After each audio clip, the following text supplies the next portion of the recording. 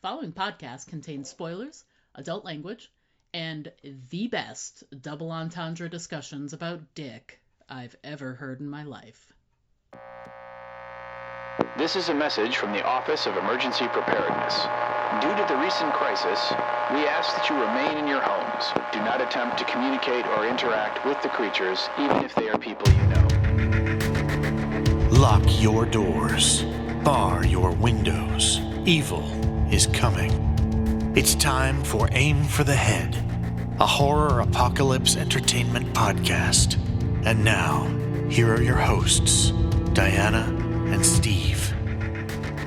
Hi, and welcome back to Aim for the Head podcast. I'm Diana. And I'm Steve. And this week we're back. We're back with continuing coverage of the final season of Stranger Things. Not Stanger Things, because that would be wrong. That's our next series we're going to cover. I know. a full season of Stranger Things. But this time, Stranger Things, episode number 4. Title of this episode is Chapter 4, Sorcerer. And if you folks are new to listening to the podcast, let's just give you a little background on how we roll. Before we get into our details about the actual episode, I would like a real quick, off the cuff, how'd you feel, real quick reaction to the episode. Steve, you went first last week, so I'm up. All right. And I get to go first. Ladies first. Ladies first. All right, so Sorcerer. I've been waiting weeks and weeks to talk about this one. You have been, because I know this is like your favorite. I think I really need to. I said that, and I want to kind of backtrack it a little. I think it had the biggest emotional reveals of any episode for sure this season, and possibly the last couple of seasons, because being in Russia and then the mall and the stuff, you know what I mean, there was a lot of other stuff going on. But to me it was the first episode since maybe Max was propelled into the air at the cemetery, and when that was last season, right? I believe so, yeah. I'd say it's second to only that, you know what I mean? I feel like the moments of you going, oh my god, that's amazing, and it looks great, and there was a lot of emotion and feeling behind it, and it just was a real great, the Will reveal, the Callie reveal, stuff like that. It just was oh man, they might do this. They might win. This is great. And then it was the episode was over. And not only that, but they actually did it correctly.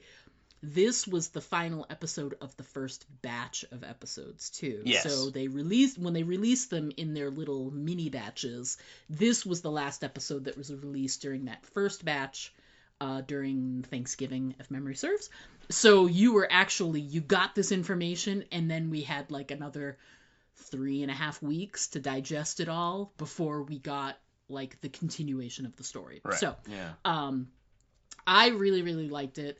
I for sure really feel like it's in the running for and I'll reevaluate when we get to the end, but it's in the running for my favorite episode of this season for sure. So, how about you? What did you think of Sorcerer? Yeah, it's all right. It's an episode. It's 1 to 8. This episode is really good. There's no doubt. And it is, you're right. It's almost like a mid-season finale episode would be for other shows, for Walking Dead, back when Walking Dead did that type of stuff. Right. And yeah, there's an emotional payoff that you get with Will. That things about Will's life are starting to become a little bit more unfocused or focused, I guess, and yeah. So you have that whole thing. Obviously, you have the Callie, and that right there. I mean, just bringing that character back was a big deal, because that was a very polarizing character for the show, but from the fan base, in that it's pretty much down the middle. People either liked her or hated her. So, so that was interesting that they, that was one of the big reveals, and the whole like rescue operation, and then what happens when the Demogorgons and then Vecna Henry himself show up. That Yep.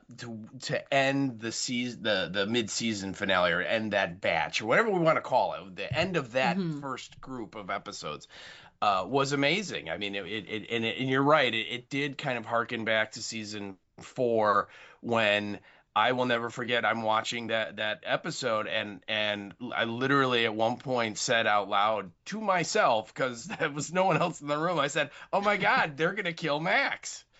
Yeah. Because you really felt like, wow, they're gonna kill Max, And, Yeah. And this was, out of all the episodes for this season, this is the one that got closest to evoking that Yes.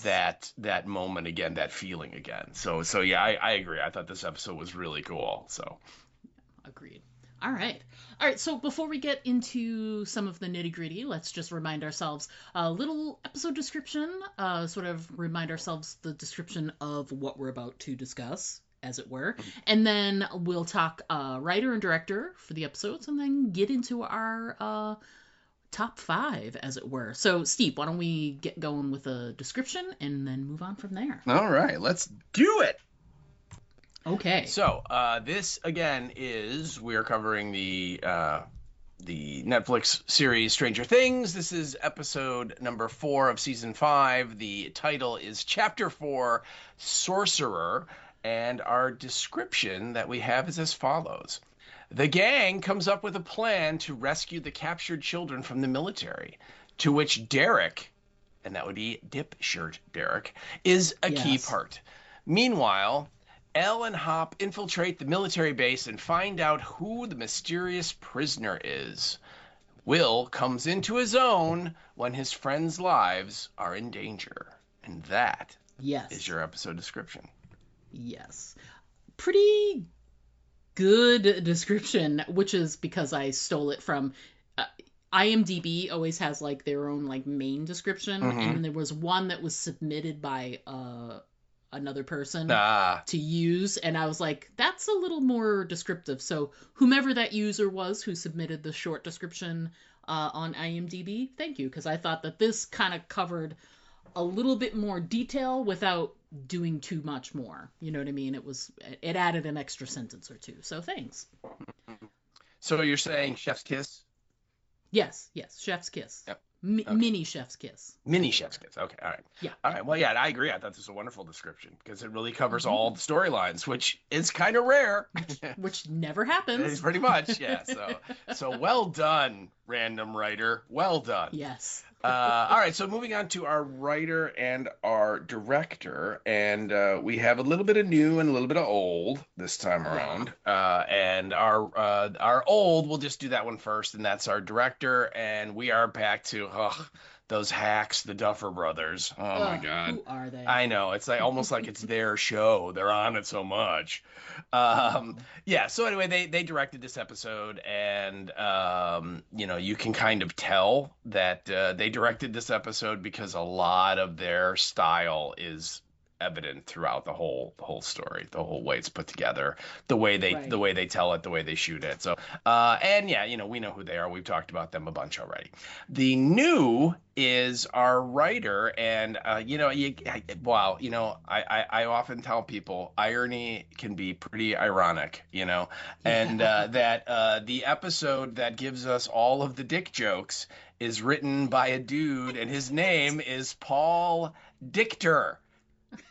I'm not looking it up, people. I am not making this up. He would not make this up. Maybe it's Dichter or Dichter. Yeah, it could be German or something. Yeah, I don't know. Because it'sChter. Yes. But still it looks like Dichter or Dichter. It does. It really does. And just, your mind just goes there, right? You can't help it. Of course. And looking in on him, he is a co-executive producer of Stranger Things, and he's been around for 20 episodes of the show, which I don't think that's the whole 5 seasons, but that's like most of them, mostly. You know what's really funny is I actually, when I go into IMDb to look for descriptions or, photos to use, whatever it may be, I keep meaning to mention this when we talk about episodes, but typically, like something that's been on for like 4 or 5 seasons, you click on, episode guide, and it'll be like episode guide, and it'll say, total episodes 73 or whatever it may be. This show has been on for 5 seasons. It has had a total of 42 episodes. Yeah. That's it. Yeah, which is less than 10 a year. And I'm like, holy shit, that is not a lot of episodes. Yeah, I mean, that's anyway. Just in general. I mean, that's just TV now is so expensive to make that that's just the new normal. I mean, when you and I were like in the 80s when this show is set, Yes. a TV show like an hour-long drama, they do like 36 episodes a season. Yeah. Back then. I mean, it's, it's back in the day. Oh, it's insane. I mean, compared to what they do now, Yeah. But yeah, he's a co-executive producer. He's been involved for about 20 episodes, so that would, based on what you just said, that's about half of the show total. And this is much like the writer, some of the previous writers we've had. This is kind of the first big thing that this guy has done. He has very few other credits attached to him, and I would say there's like 5 or 6 of them, and almost all of them are acting credits.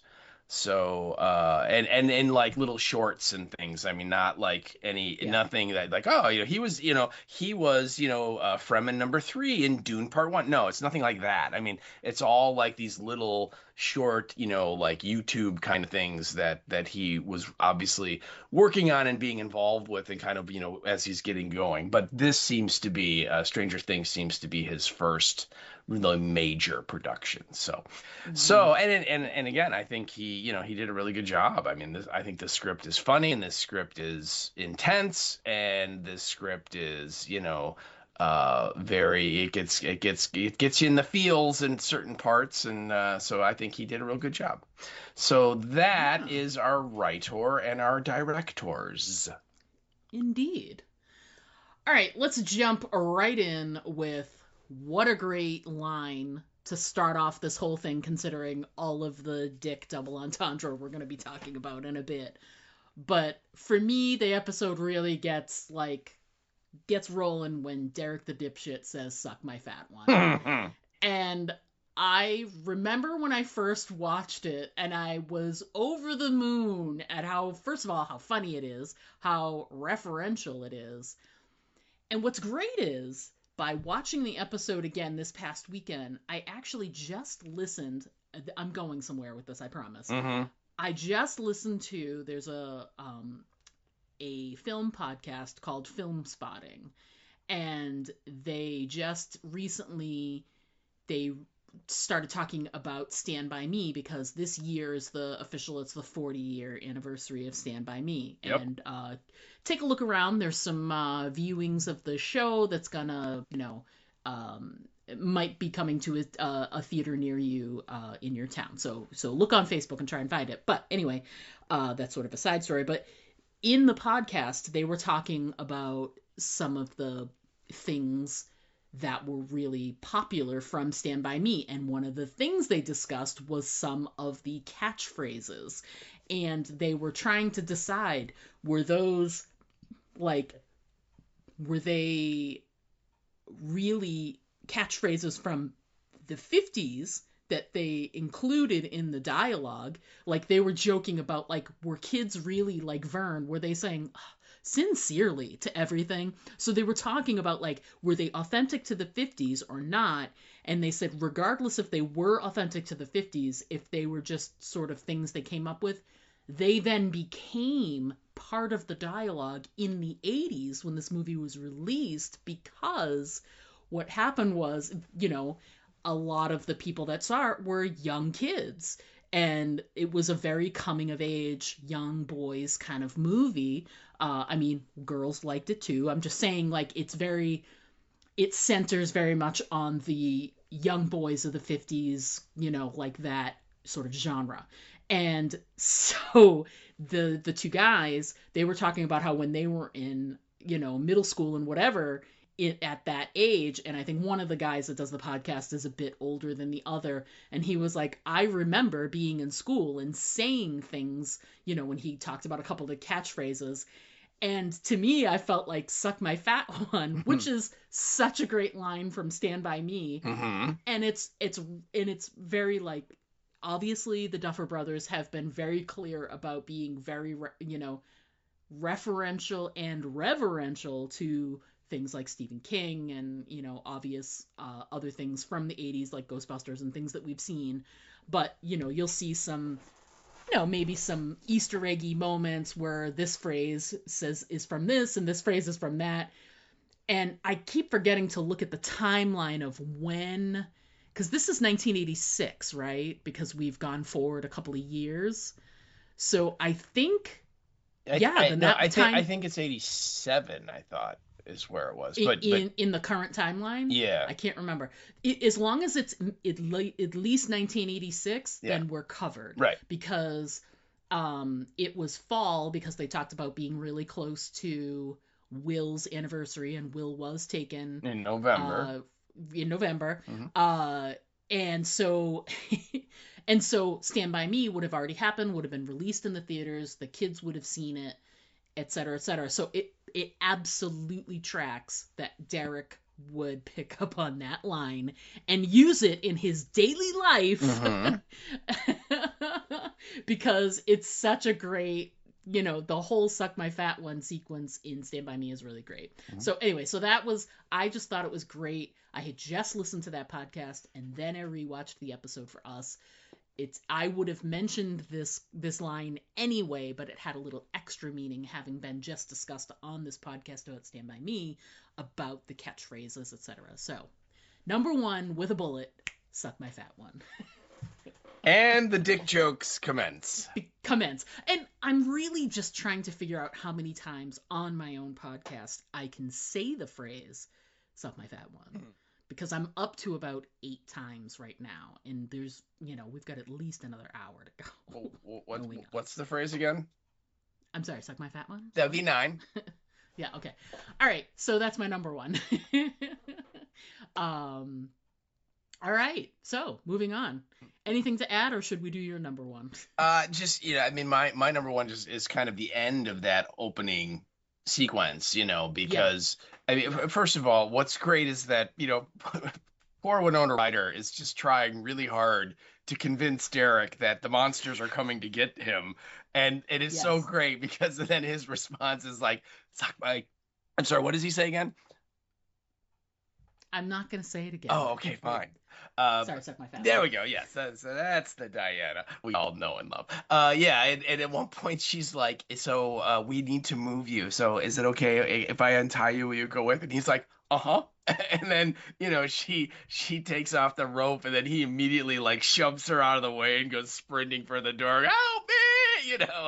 And they have to like tackle him and all this stuff.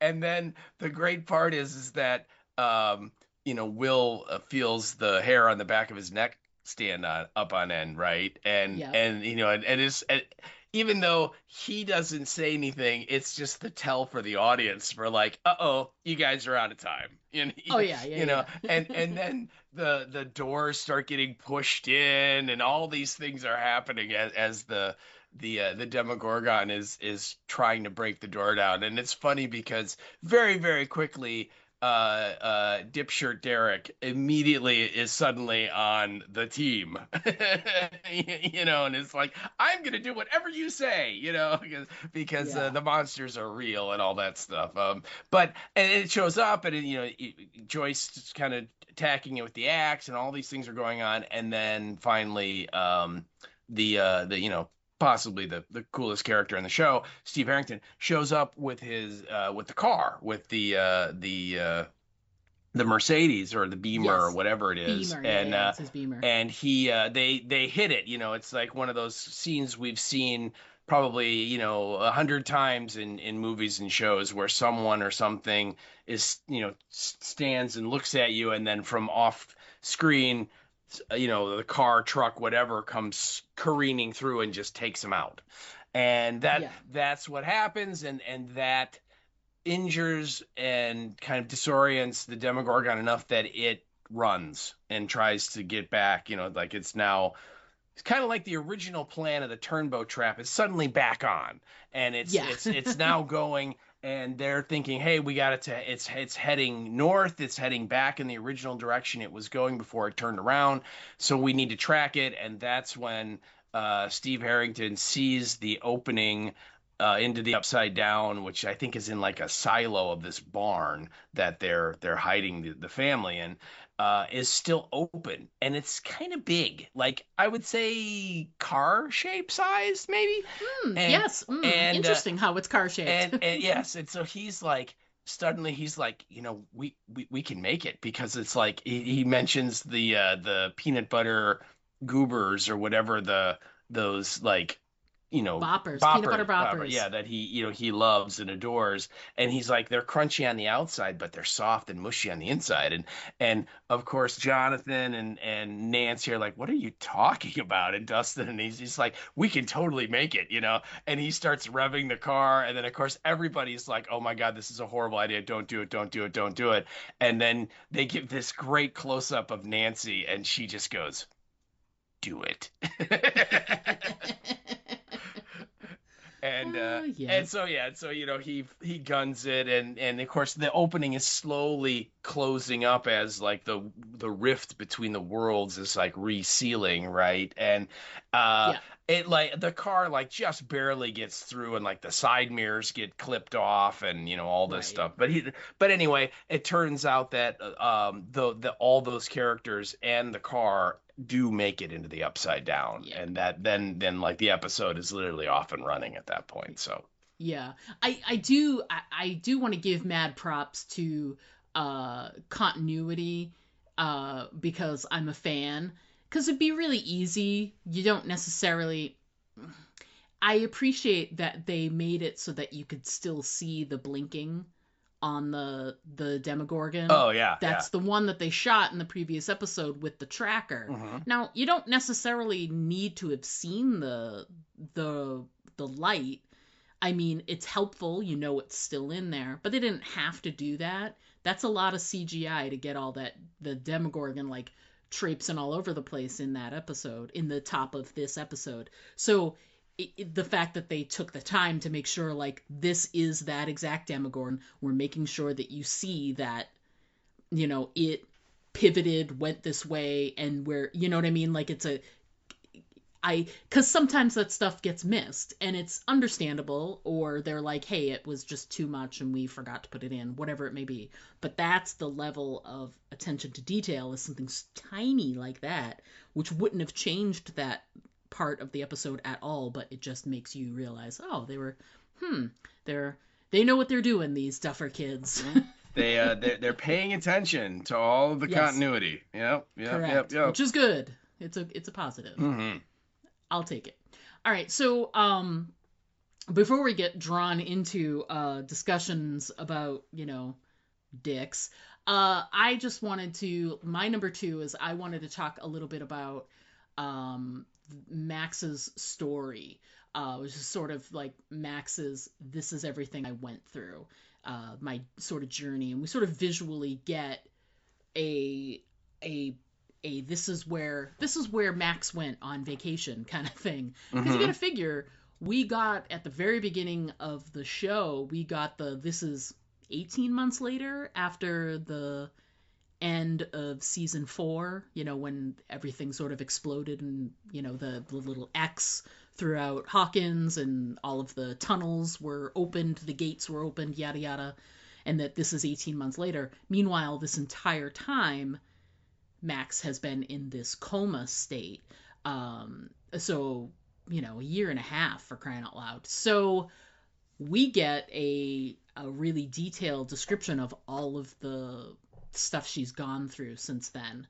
And it's great to sort of help see how this world, it sort of sets up, it does two things. It shows you what Max has been up to while she's been laying in a bed. She has still been active, at least in Henry's mind, Henry's sort of dream location, dream state. Mm-hmm. And she goes through this whole, this whole maze to get to, where she is right now, and seeing that whole journey really was really interesting.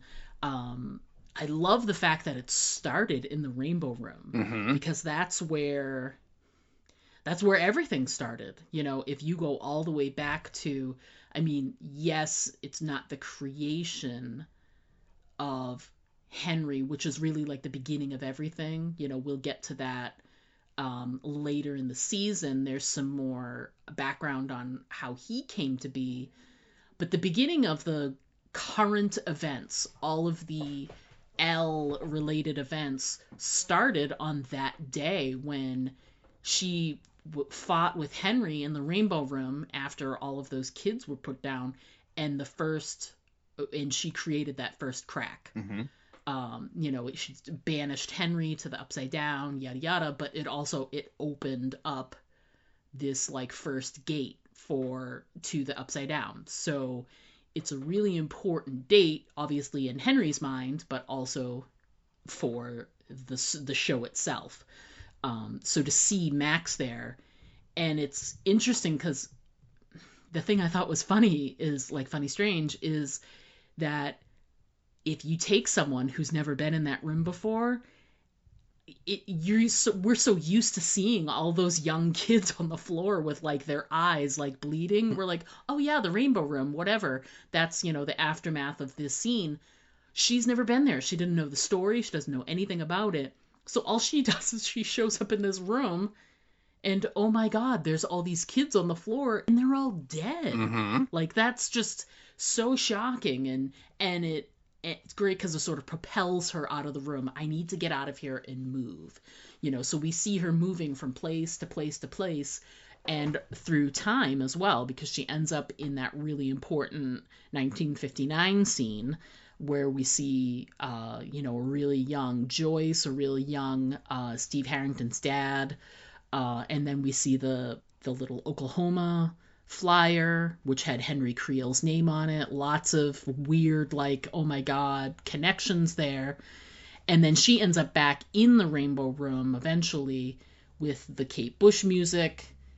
She sort of finds her way, and it's like this whole journey took for a really long time, and she almost made it out. There was an opening and she almost made it, but Lucas had to let go with his hand because the music stopped, and that shut the window.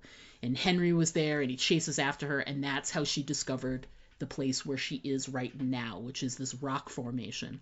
And for some reason, she doesn't understand why he does not enter there. There's some kind of... She doesn't know if it's like some kind of force field or whatever. He will not come in. There's a blockage there. So she's safe from Henry, it's crazy that there's a place within his own mind that he's created that he himself cannot enter. It boggles the mind when you think of it. So she's able to sort of be there safely with Holly and tell her the story, show her like it's got a great view, but unfortunately it's but it's a prison because we're stuck in his mind and we've got to find our way back out again. So is really great. It was great visual. It was interesting to see Max make it through these areas that she's never been before and still have to sort of react to them. And then it was sad to see the window shut down, the fact that Lucas let go with his hand, and then she's got to, but it all comes down to her finding this safe location. So there's at least one place where you're safe from Henry in his own mind, which is a real like mind fuck to think about to a degree. So that's my number 2, Max's journey. That's described to Holly, but we get to sort of visually see everything. So it was really cool. Yeah, I agree. I thought that's a real good one to pick because, we do finally we get a lot of Max's story. Yes. For, which the first, I would say, 2 3/4 episodes, she's lying in a damn bed with her eyes closed. That's it. Right. Although, for me, I definitely got to point out, I just, I had a little bit of throw up in the back of my mouth when they had the really, really bad CGI de-aged Winona Ryder. She just didn't look good at all. But it's funny because obviously we've seen the whole series, so we know things that are going to be coming up. And when she gets to the point where Henry shows up and is chasing her, and she's now running for her life, and she's running through the woods, and she runs and runs and runs and runs and gets to the rocks, and then she goes in, and we get that whole moment where Henry, it comes right up to the entrance, and then he stops, and he just has this like scared look on his face. And even Max is like, I don't know, for some reason he was afraid to come in here. And Holly's like, really? And she's like, yeah, and I don't know why. And I'm just like, maybe it's that guy that's like around the corner that, which is like, there's a reason, people, we'll find out about it later. But I just kind of had that like chuckle, like, well, you could ask him, maybe he would answer, but I thought it was just a really cool concept of they are, this whole construct that Holly and Max are in it's Henry's memories is where they are. And I just thought that was a really cool idea. And I thought it was just wonderful for them to say that, and I think this is true of all of us, that we all have memories that are very unpleasant because of what happened, that we just don't want to go to. We don't want to dwell in them. We don't want to relive them, but they're in there, Yes. And that's what that rock cave is for Henry. And the fact that she's able to go into it, that she is able to kind of navigate through his memories, and the fact that it's very maze-like, right? Which is, I think, very much the way people, think about when, you're going through your day, how many random things just pop into your head, right? That, you'll see something and that'll trigger something, and then you'll see something else, or you'll hear something, a song will come on the radio, and that'll trigger all kinds of memories. And they're not organized, they're not filed and so on. And I always chuckle at any of these movies that have a character that can read your mind, and it's like, really? Do you think it's like a computer where there's like file folders and you can just go to the right thing? You know what I mean? Think of how chaotic our brains work and how everything is, interconnected but not, and so on. And I thought they did a real good job of stringing that and making that visually come to life. And the fact that was the one of the parts of Henry's life that he's like, nope, not going there, not gonna do it, that was where she was safe. I thought that was really cool.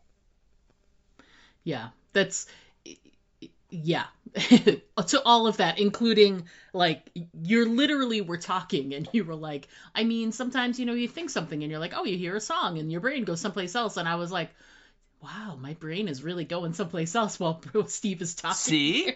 It can happen all the time. It does. All the time. I know. I imagine that when I was talking, you were just, going to like that very pleasant, happy, relaxed place that everyone goes to. Yeah, it was my own personal rainbow room. There you go. With all the dead children. Dead children. The blood coming from their eyes. Sure. I mean, everybody's rainbow room is different, right? I love the rainbow room. All right, so let's move away from repressed memories and things like that, and let's talk some dick. Yeah. So let's you're 3, my 2. So yeah, so why don't you get us started? Well, with your number 2? I was gonna say that I really think, since Robin said this line in the show, it would really, I think, be best for everyone if you were to just read the line. Oh, and personally for us, I like Dick. I mean, it's just great. It's a great line. The best, I mean, okay, it's not even so much she makes the line, she starts it, and then it just keeps going. Like, it is throughout, like, this whole plan that they put together, getting the kids out. So it's just amazing. From her in the beginning saying, I mean, I like, and she's like, I actually, and she's like, never mind. No, yeah, it's like, she no. like lets it go. Yeah. And then it just keeps going all the way up into, and I think the last one, if my memory is right, I think the last one was when they were trying to break through the floor of the bathroom. And they're like, yeah, let's get this dick thing in motion. He's like, I'm going to soften this dick. Yeah. What if it's too hard? I'll soften it. I'll soften it. And the whole thing is just awful. Yep. Yeah. So it's because at heart, every man is just like a 12-year-old boy that just giggles. Right. And yep. It's like every time that I hear anyone say the word D-U-T-Y, I just giggle. Duty. You said duty. Yeah. You can't help it. Yeah. I guess the question I have for you is, have you ever seen The Great Escape? You know what's funny? I have not. But it actually tracks so well in this episode because Robin is the one who was she was really into working at the video store. She really embraced that job, and she was really good at, plus I have a feeling that Robin did a lot of staying at home on Friday nights. You know what I mean? Yeah. I mean, yes, she did eventually meet Vicky. What's her name, Vicky? Well, her current girlfriend, the candy striper is Vicky. Yeah. The candy striper, yes. But I think prior to that, I think she spent a lot of lovelorn nights at home, and the video store and the stuff like that was her sort of outlet for, oh, I'm going to watch this and, whatever. And she just, her having absolute encyclopedic knowledge of certain things, and no one else in that group seems to have seen that movie at all, except for her. And so for her to be like the authority on the subject was really well done. No, I haven't. Have you seen the movie? Oh God, yeah. Multiple times. It's one of those like classic war movies and it's from the 1960s, and it's one of those like all-star casts, where you have it's the movie where, and this is something that has been done and referenced time after time. It's where Steve McQueen, they put him in solitary confinement, and he's bouncing his baseball against the wall and catching it in his glove over and over again, and they play the song, I don't remember what it's called, but it's like bum bum bum bum ba bum bum bum bum bum bum ba bum ba bum bum. If you remember that music, and it's Steve McQueen, and it's Donald Pleasance is in it, and James Garner, and oh man, what's his name from Charles Bronson, and I mean it's all of these actors from like that time frame that were all the big heavy hitters in Hollywood, and they're all POWs, and they're all in the camp, and they are working on an escape plan, and so like just like she says, they have 3 tunnels that they're digging to get out past the fence, and they come up, and you've seen this before in other movies. They're as they're digging the tunnel, they then come up and they have dirt in these little sacks in their pants, and they'll walk around in the yard, and they reach into their pockets and they pull these little strings, and that dumps the dirt out through down by their shoes onto the outside the yard. So that's where they're putting all the dirt they're digging out of the tunnels, and it's a really really cool war movie about resistance and escape, because it's all these POWs, both British and American, in a Nazi a prisoner of war camp. So highly recommended if you haven't seen it. And Steve McQueen's a badass, there's no doubt. So anyway, I thought the scene was great. You're right. I mean, you can't help but just chuckle. You know what I mean? It's just inherently funny, especially when you get Robin. And like you said, I mean, she almost reveals a little bit too personal information when she tries to like, no, you know, I can prove I wasn't talking about that, you know, and then she goes, I'm not even, and then she's like, it doesn't matter, you know, never mind, or whatever she says, right? So she almost kind of goes a little too far, but anyway, I thought it was really fun because it gives us. You know, and by us I mean, you know, the whole show. It gives them the plot, the direction for this episode, because they figure out it's the kids, and I think at that point the military had already kind of rounded up a bunch of them. Is that not also had happened, right? Didn't Mike and Lucas come racing in on their bikes, and they're like, oh my God, the military's rounding up all the kids, and so they kind of knew that was going on and that Vecna was coming for them, and so now they have to do something. And, you know, since they've already kidnapped one kid, I mean, why stop there, right? Yeah, so exactly. So off they go. Yes, agreed. And I also think too, like it was great because it was putting the plot in motion for like the big rescue scene for the episode, but also to inject a nice little bit of like teenage boy humor for part of it was just it's needed. Like once you're a couple of episodes in, it's starting to get darker, and like you said, it's about saving kids, so this is starting to get really like concerning. And to throw a little, you know, dick and fart humor in there is, you know, always a plus. Yeah, for sure. how can you not, you know, not love it? So yeah. So the dick jokes, as it were my number 3. So let's jump to your number 3, shall we? Oh yes, we can. Let's see, my number 3. Oh yeah, this is just this is a cool line, and I think this is one of the through lines of the whole episode, which is they come up with the plan. They're going to rescue the kids, but in order to do that, they have to have a man on the inside, and I'm not referring to Ted Danson in this case. And the only one they have, and the best one they have, is Dipshirt Derek. And so Derek is going to get thrown in with the rest of the kids, and then he's going to kind of sort through and find out who's been visited by Mr. Whatsit, and then he's going to organize them and get them to the bathroom, which is where they're going to dig this tunnel, right, and get everybody out. And so when this idea is put forward to the group that they'll use Derek, there is, not surprisingly, a little skepticism, shall we say? Yes. You know, that's like, really, like Dipshirt Derek is gonna be, you know, the one, and Joyce kind of steps up for him, and basically she uses this line where she goes, sometimes just people need someone to believe in them, then they can do amazing things. And that sentiment, I mean, that is like ripe throughout this whole episode. Oh, yeah.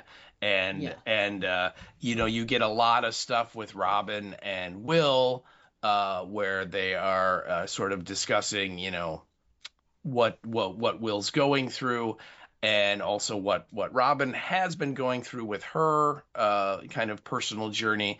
You get stuff with Mike and Will, which is more just about Mike or Will and his powers, and you know what he's experiencing now, being able to kind of tap into the hive mind and see through either Henry's eyes or the Demogorgon's eyes or the victim's eyes or whatever he's doing, that maybe that's just the beginning, and that there's even more that he can do with this, you know, and he just, you know, you got to just believe in yourself that you can do it. You know, how do you know? You haven't tried, and all that. So you kind of get this throughout the whole episode. You get this sort of like concept of, you know, if someone out there believes in you and says you can do it, you know what, maybe you can, you know. And so anyway, I really liked that. I thought that was it was nice, and it certainly is going to set up for the conclusion of the episode, you know, when Will you know, kind of goes all 11 on everybody in a really really cool way. So yeah,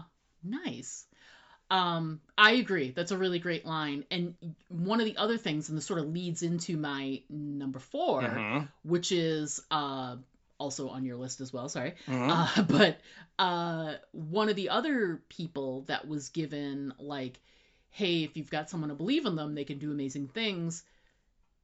Hop has, like, dug his feet in the whole season so far. He's kind of doing what Joyce is doing with Will. Yes. He's being overprotective of Elle.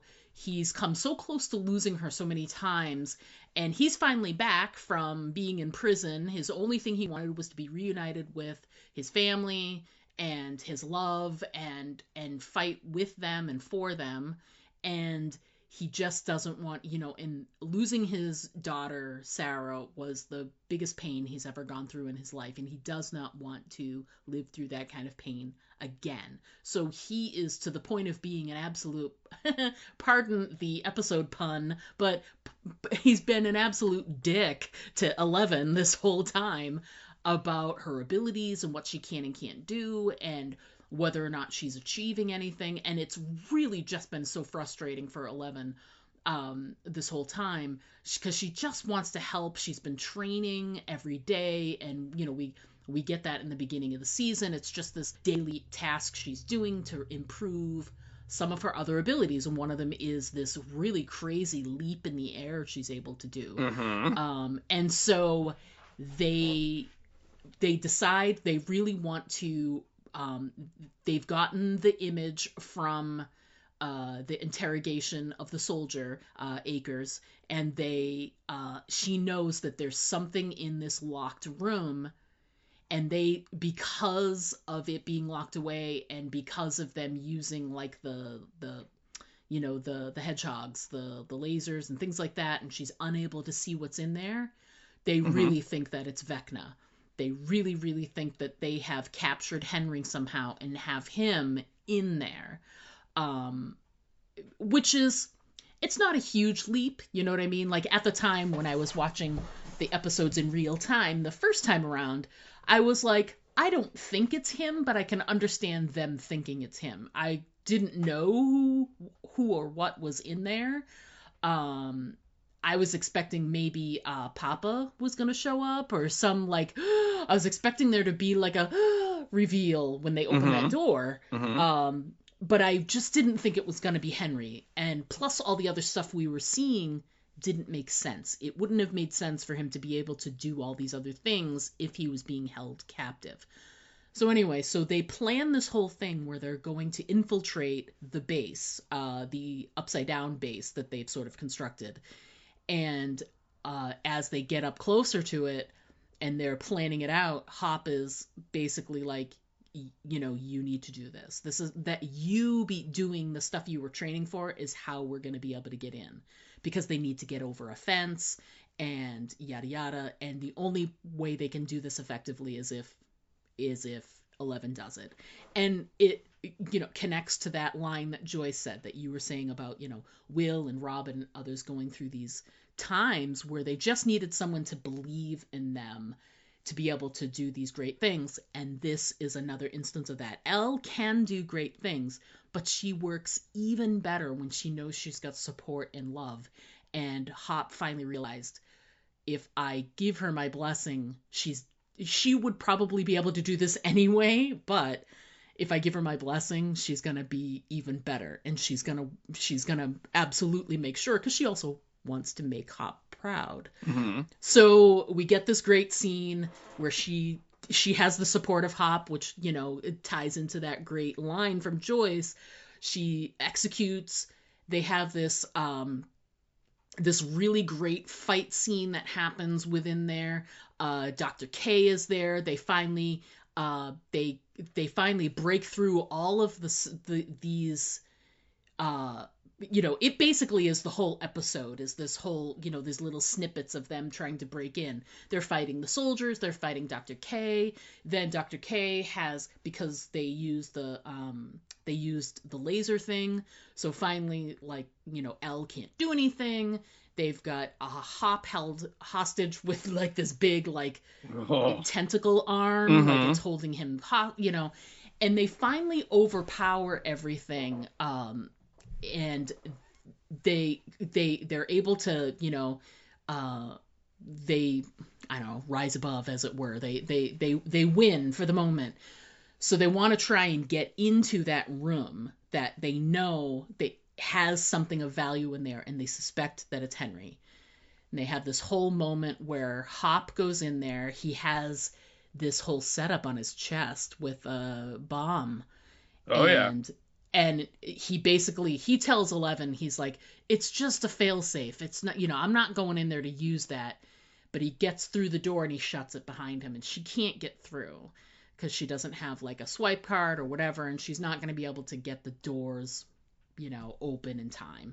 So he moves on down there, and he's told her it's a failsafe, but he opens it up, and you get the feeling that if Henry's in there and he can take him out, he's going to do it.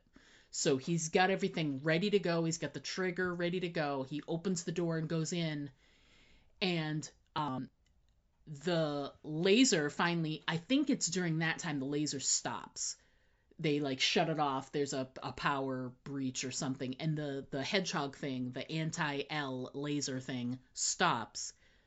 So 11 is able to sort of, and she can hear someone walking back towards her at the door. Mm-hmm. And then Hop opens the door, and he just basically is like, he doesn't say a word. He just has her follow him. They go to the back. They open the door. And this whole time, you're going with the idea that, well, it can't be Henry because he was all ready to blow things up if it was Henry. So it's got to be somebody else. And that's what, like, when he was leading her down, I'm like, oh, yeah, it's going to be Papa. They've got him, like, strapped to some machine or whatever it is. Like, it's going to be Papa. And then they open the door, and it's Callie. And Callie, if people forget, was number 8. She was in that episode, like we were talking about, season 2, I think it was. And yeah, so the best part about the Callie reveal to me was, I said this during the summer or the fall when I did my Stranger Things rewatch, and I shared it on social media. And one of the things was, and this was, I had no idea what was going to happen in the final season. I had no inkling. But the episode with Callie in it, like you said, it was very polarizing. People either hated or loved her character. And I just didn't understand, because a lot of the hate that they got was, they were like, this is an absolutely unnecessary episode. And to that, I'm like, I do not agree. I thought that it was a very necessary episode in Elle's growth. It also established the fact that Elle wasn't the only one that got out of the lab. Mm-hmm. We had these images of all the kids dying, but they didn't all die. Callie made it out.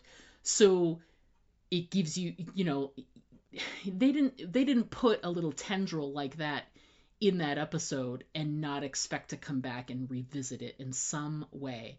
And I knew when we saw that episode that it felt more important than they were sort of letting on. And I know that they separated at the end, and Callie was sort of left with her friends, etc. And I'm like, this isn't the end. We are definitely going to see her again in some way. She is going to be important in the end game in some way. And I wasn't sure when she'd be brought in, whether it would be like some final battle and they're both standing together trying to get, trying to defeat Vecna or whatever. Mm-hmm. And I wasn't sure how it was going to play out, but I knew that when I did the rewatch recently, I was like, I can't imagine that they would spend the time and effort on this episode and not call back to it when they get to the final season. Because these guys are really masters of the reference. They pull a reference from a movie or a TV show or what have you, but they also reference themselves. They do go back and look at things. They've done that a lot. They go back and reference, Will, the day that he was taken, and the things that were important. They keep revisiting a lot of that stuff. And I just had this feeling that Callie was going to come back, and that there was going to, and I felt so vindicated when I saw her, when they opened when she went through the door. It was just amazing. So I loved the Callie reveal. I loved that it was true, that that episode was important, that it was going to come back, that there was going to be a reason, that she was in that episode, and I'm so glad that it came true. So yeah, so that's I used exclamation points and everything, and I was very excited. Callie, woo! So yeah.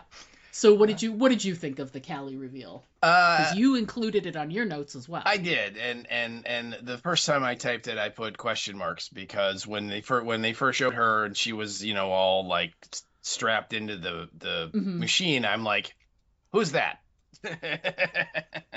And I did not think that they were going to necessarily bring that character back after they showed her. And I was that season 3 that she was in, season 2, I can't remember.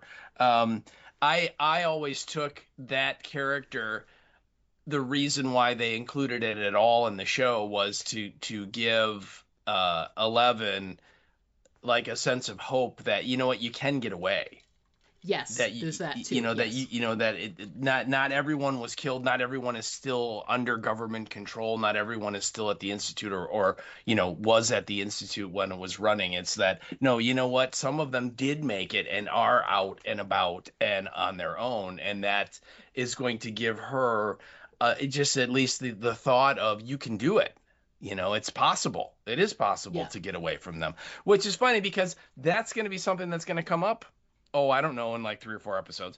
But I never really thought they were going to bring her back. I didn't think of it the way that you did. I just thought she was going to be more of a metaphorical escape, you know, a metaphor of escape for Elle, so that she had this knowledge of, yeah, it is possible to do that. So, but you know, then when they brought her back, and again, I'm kidding. As soon as I saw her, I'm like, oh, it's the girl from that episode, you know. And I think they show you the flashback right there when she's got the mohawk and all that, and I'm like, yep, that's her. Yeah. So yeah, they did. It's just so that there was no confusion. They were like, yes, this is the person you think it is. Yeah, right. You know, and it's funny too, because I believe before they you know, she jumps the fence and times it with the thunder and all that stuff, she and Hop have this little discussion about it, and it's funny because he says this thing, and I'm just like, oh yeah, right, because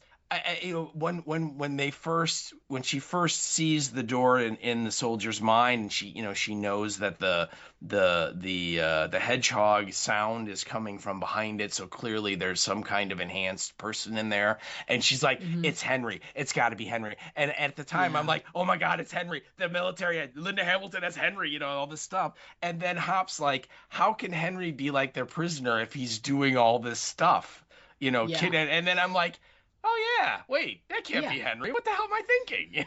You know, so that right there, as soon as he said that, I was like you. I'm like, okay, it's clearly not him. It's going to be somebody else. And my thought was, it's just another kid, but not her. It was just a new character that we were going to meet. You know, that like Elle's twin sister or something, right? You know, some soapy type thing where Bobby Millie Brown would play 2 characters in the show or something like that, you know. But yeah, I thought that whole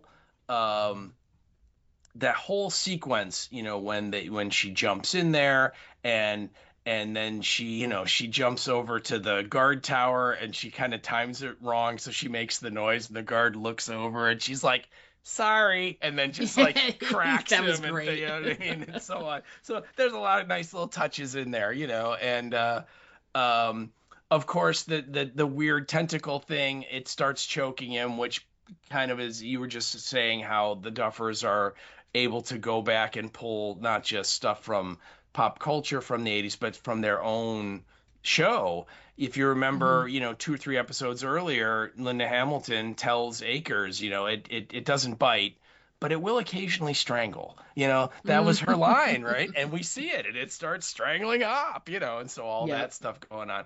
And I also like the moment there before they start, when Hop, it just basically tells her, or maybe it's when she finds the bomb, but he basically tells her how proud he is of her. And all of the stuff that, like, as a kid you want your parents to tell you, maybe not in those circumstances where it looks like they're gonna die, but Yes. you want that affirmation. You want that, that they believe in you, and they know that they recognize the talent that you have and all that kind of stuff. That was nice and sweet. And if I had a non-Cold Dead heart, I'm sure I would have teared up a little. But yeah, that whole sequence was really cool. And yeah, the fact that she's trying to get through, and then everything turns off, and then the door opens, and there's Hop, and he just sort of like opens the door and like steps aside and lets her come in. Yeah. And you're like, what is going on? Right. Because if it was Henry, that's not what would have happened. Right. So that's your first clue. You're like, this is not who they think it is. Yeah. Oh, yeah. And then you get in there, and there's the reveal. And then when Callie like kind of wakes up and sees them, and they look into each other's eyes, and there's that realization of like, oh crap, and then yeah, the Duffers do kind of hit us over the head, because then we get the flashback footage of the two of them. And I gotta say, one of the big problems I had with the show for this season is just how old all of these people are compared to when they started. And we get that twice in this episode, because they show some of the flashbacky stuff with Max in the beginning of this episode when she's running from Vecna and all that. And it's like, oh my God, did that girl age and that's only like 2 or 3 years. But then they show the flashbacky stuff with Elle and Callie, and oh my God, is Elle look like a child compared to now? You know what I mean? It's just like, damn, these kids they grew up, So I know, but crazy. But yeah, anyway, yeah, it was a real cool way to kind of round out that storyline, right? That and now it looks like that. Hey, you know what? The party has like a new member, and she's got some juice to her. She had not quite Elle stuff, but she can do stuff. Yeah. That was the other thing too, was I really felt when I was rewatching, and I was like, she's gonna come back. This was, of course, when I did my rewatch, it was after clearly seeing all of season 4, and I did a rewatch of everything. So when I was watching, not only did I think they'd bring her back, but I was like, the pairing of her abilities, which is her thing she was really good at, was making you see something that wasn't really there. Right. And I felt like that was a thing they were going to have to use. They were going to have to tap into that.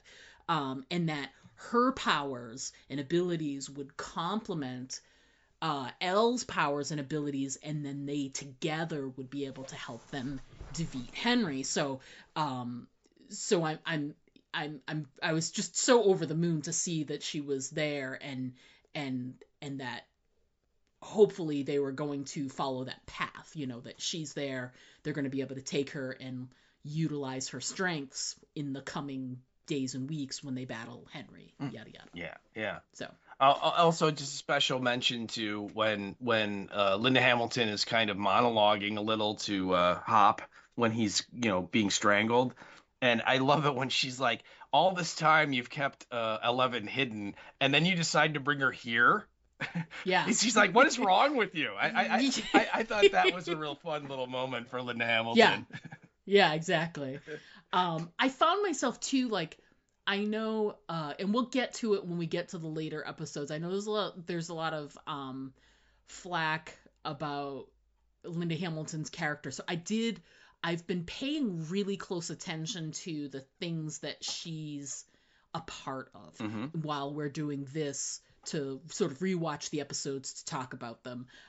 So I've been paying really close attention, and her scene in this episode when she's with Hop and he's being strangled, it's killer. And that line is definitely one of them, where it's like, what is wrong with you? Like, you've done such a good job, and now you fail at the 11th hour, and in the most worst Yeah, way, right. like you Here, bring her right you brought her here. here, which is where I want her to be. Yeah, Yeah, it's just yeah. I thought that was really fun, yeah, and it was great just because Linda Hamilton got to do something, you know. So yeah. yeah, It was absolutely, good. absolutely. All right, so that was my 4. So let's talk about your number 4.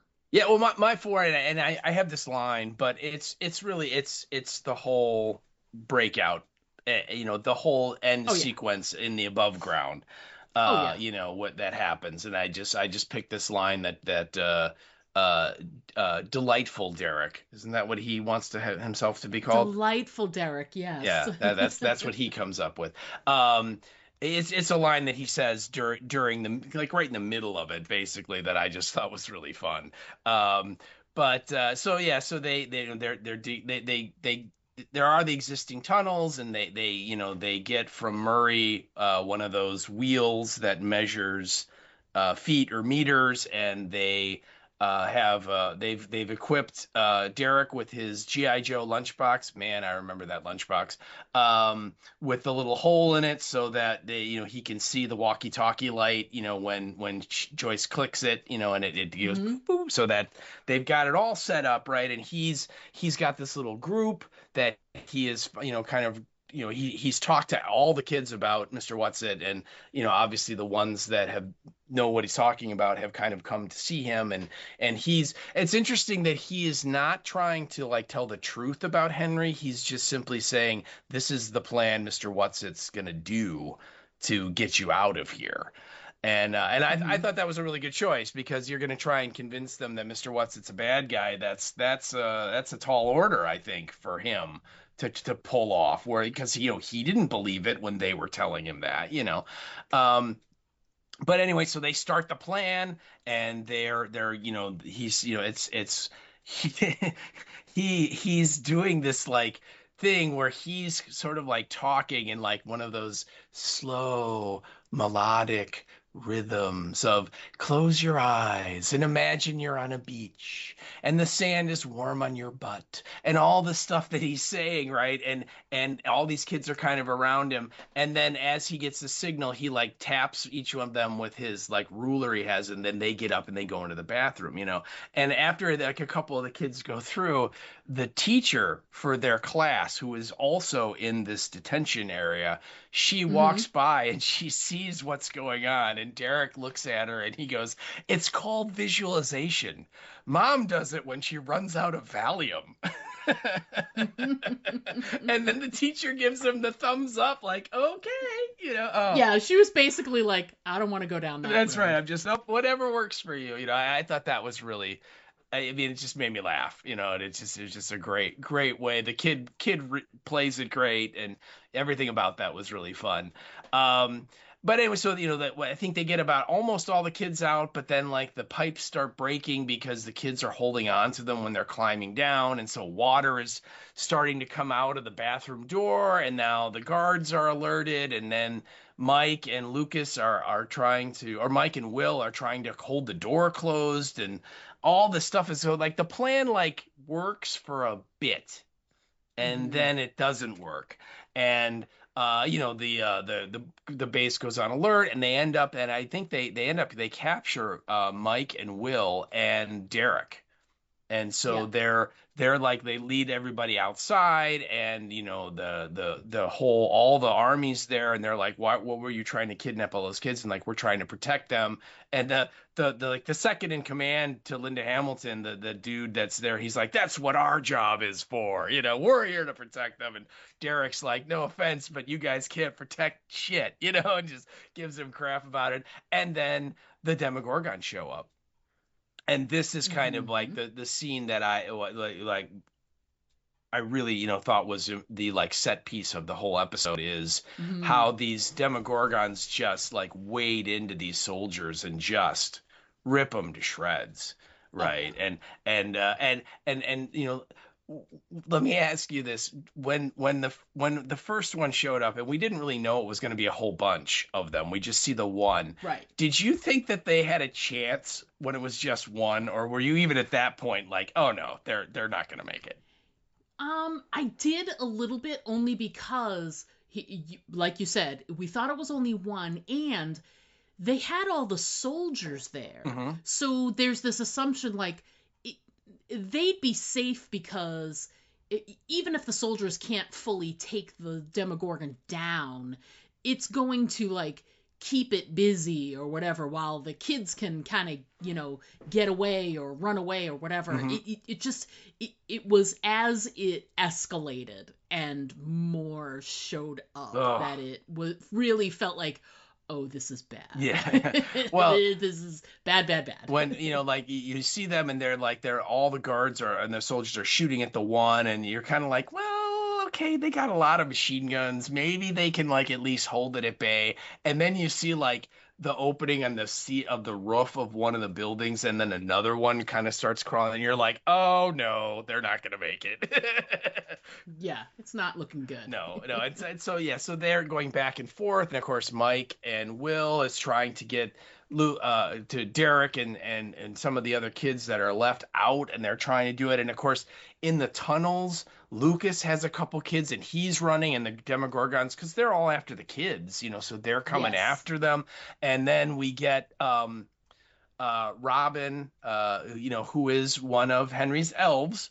Right. Mm-hmm. She gets several of the kids, and she gets them back to Murray, and Murray's like, where's everybody else? And she's like, well, you know, and so he gets them into the truck, and then they, you know, at where the truck is by the radio station, the Demogorgons start showing up there, and Murray's like, nope, gotta go, bye, you know. And so I mean, it's like the Duffers do a really good job in this whole sequence of like slowly ratcheting up the tension and the suspense on for everybody, you know. That it's like at first it's working, and you're like, man, maybe they're gonna get away with this. Wouldn't that be kind of cool? It'd be weird. I don't know what they're gonna do, but maybe. And then it's like, nope, here come the Demogorgons, and then, you know, here come all the Demogorgons, and then it's like, well, now the soldiers are all gonna get killed, so those people are in trouble. But then suddenly everybody's in trouble. And it just keeps getting worse and worse and worse and worse and worse. And there's like a little moment of hope when like the guy with the flamethrower shows up, and he like either kills or very, very severely injures one of the Demogorgons. And you think, okay, well, maybe if they have those weapons, they can do something. And it's at that point that I think either Will or Mike looks to the gate that the military has to get into the Upside Down, and it's closed, but it's still kind of translucent, and he can see that someone is standing on the other side, and you're just like, oh no, now all bets are off. You guys are dead. You know, because that's Henry, and you know, things have escalated to the point where he has to personally show up to do this.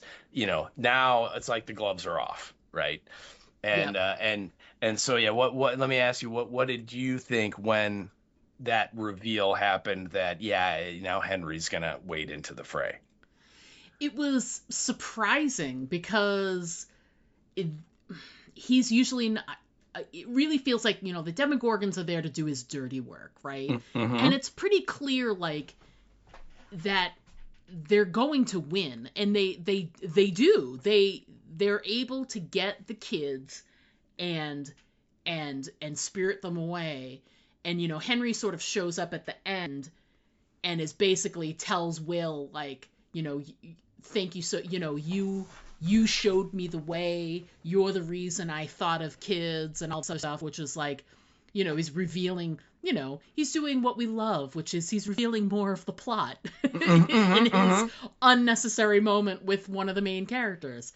And so, you know, he tells Will all about, like, you're the inspiration, and it's like, he has definitely shown up like, oh, I'm gonna appear in your mind for this moment, or I'm going to be like in this reflection, or what, like, for him to physically step through the gate and be in Hawkins proper and walk right over to Will and you know, make him come over, you know, and like Joyce is right there and he flings everybody away, and he just wants to talk to Will.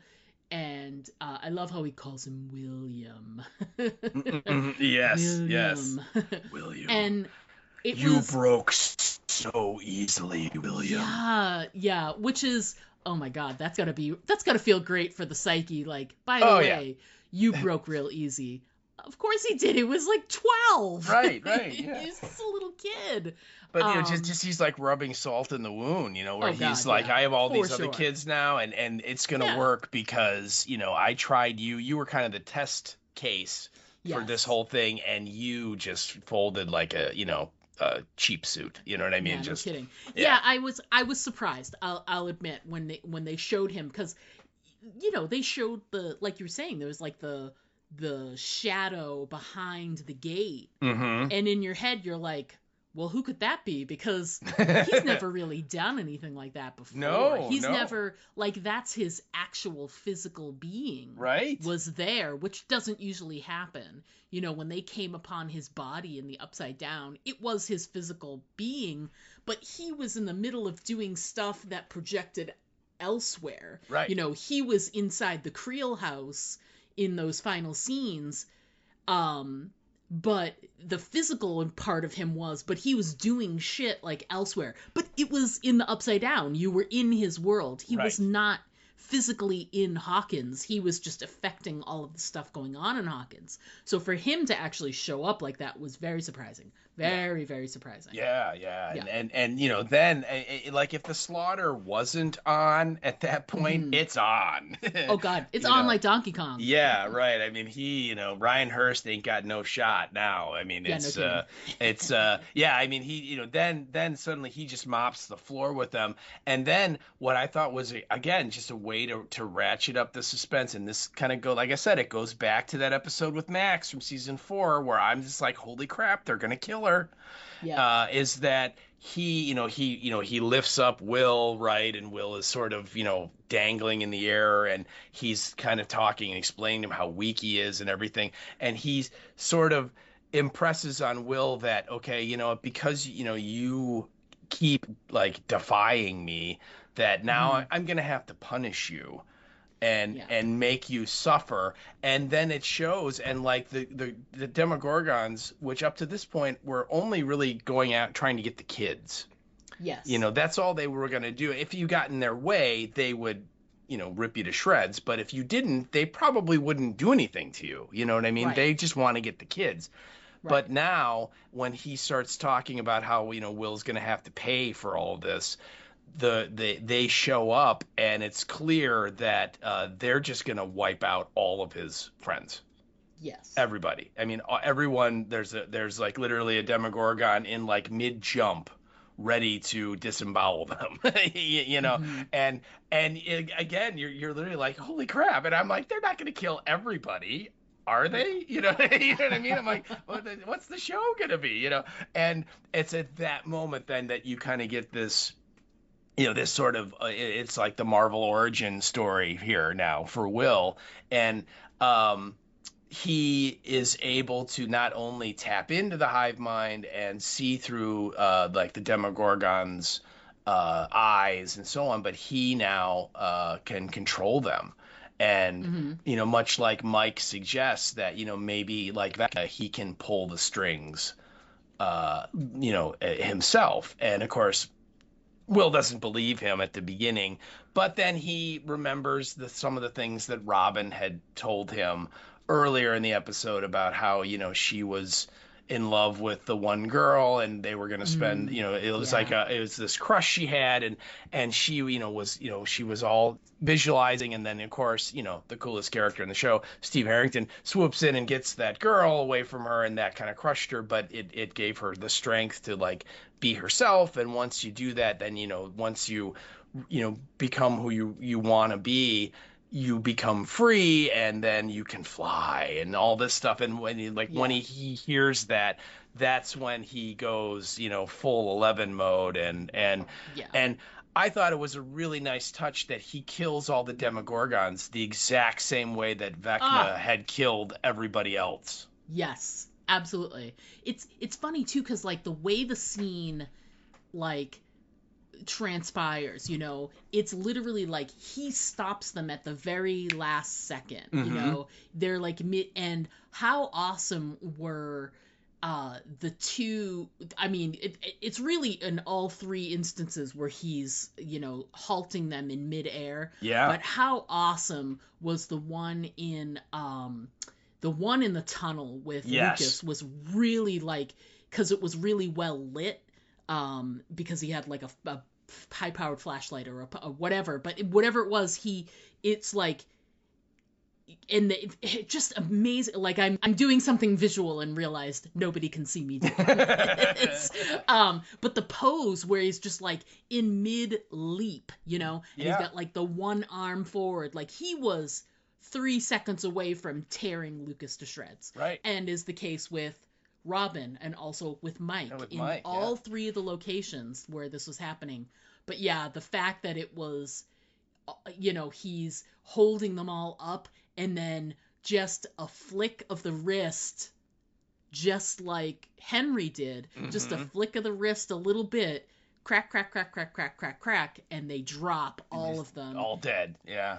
Just so amazing. Yeah. And so unexpected. Like, that's the thing. Like, this is my number 5 too, so we can just go about this one, but I feel, I mean, this is this is a main part of the episode. It's such a huge piece of information to find out Will has these abilities. But were you, in your very first showing and seeing this episode, were you like fall out of your chair surprised that this happened? I tell you, my initial reaction, and I do remember this, I was just I felt a sense of like excitement and joy for what's his name, Noah Schnapp, which is the guy who plays Will, because I'm like, they finally gave you something to do that isn't like crying. Yes. Yes. I mean, that poor character has just been the victim in like the first 4 seasons, where he never really gets to do much of the fun stuff. Very little, He's always the one that like he's kind of the outcast of the group. He's weird. He's different. I mean, everything. And it's like, finally, dude, you got to do something super cool. So I was really happy for him, because I'm sure he's like, oh, thank God, finally, Yeah. That was my reaction.